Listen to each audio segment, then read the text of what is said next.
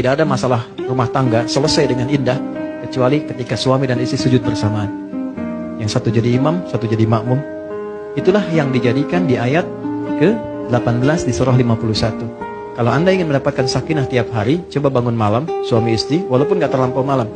Setelah selesai, wabil asharihum yastaghfirun. Menjelang subuh, dua-duanya saling mengoreksi diri. Suami minta maaf ke istri, istri minta maaf ke suami. Kalau sudah ada keluarga lebih enak lagi. Sayang, maafkan aku ya.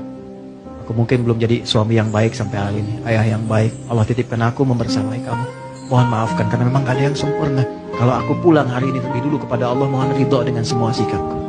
Dibalas lagi, aku yang banyak salah mas, gini. Itu semua, begitu selesai, astagfirullah ya Allah, mohon ampun ya Allah, minta maaf ya Allah, sujud, selesai. Gak percaya silahkan. Bedakan rasanya, rasakan bedanya, pasti akan terasa bedanya. Itu.